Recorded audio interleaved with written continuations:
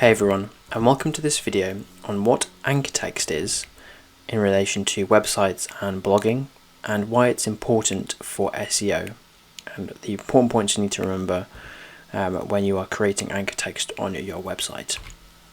So for anyone who doesn't know what anchor text is, I'll briefly run through it.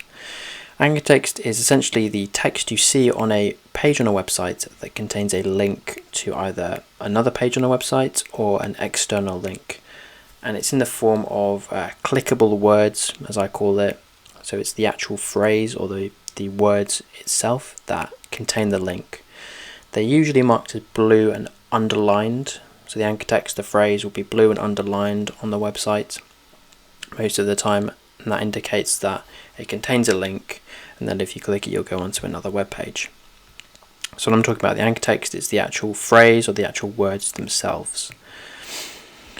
So why is anchor text important for SEO? Well, when Google scans your site and looks at all the links, it also takes into account the anchor text you've used.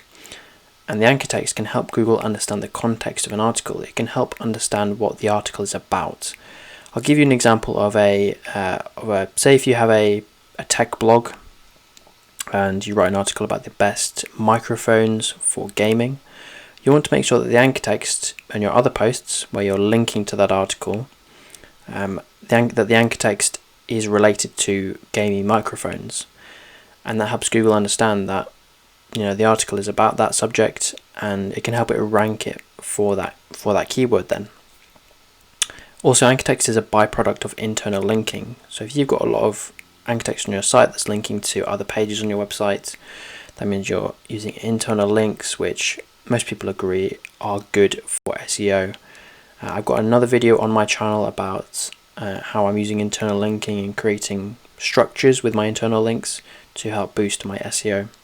So if you want to go and check that out as well. And there are ways that you can use anchor text negatively for your website. So I'll run through a few things of how you should be using anchor text on your website or blog.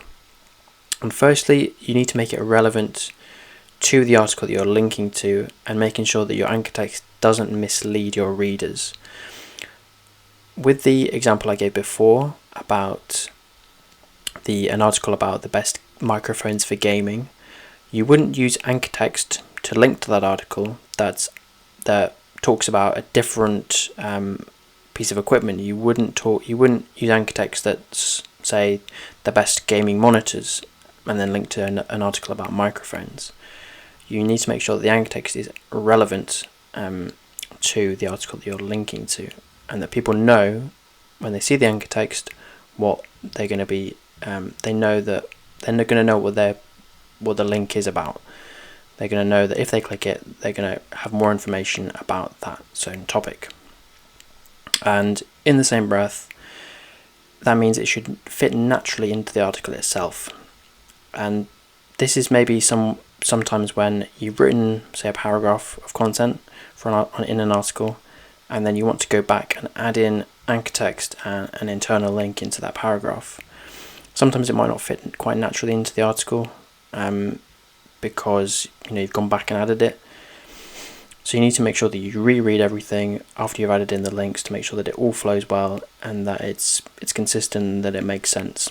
Because if you've just added in things for the sake of it and things don't read very well, then that obviously affects user experience at the end of the day. And another thing that can affect user experience is if you have a lot of broken links on your website. So links that aren't proper, they don't link out to anything. Perhaps you're linking to something and the link's been changed, so it doesn't work anymore. You just go to an error page. That's not good for user experience and may hinder you in terms of SEO. And I think you can get lots of plugins to check for broken links. I've got one on my website. I think a lot of SEO plugins like Rank Math or Yoast also check for broken links, and tools like SEMrush probably do as well. You need to make sure that you've got as few as possible and that you're always checking to see if you have broken links, because they can appear at any time and you kind of have no control over them if you're linking to external websites. So always be checking for them. And finally, you need to make sure that both the internal and external links to an article have varied anchor text.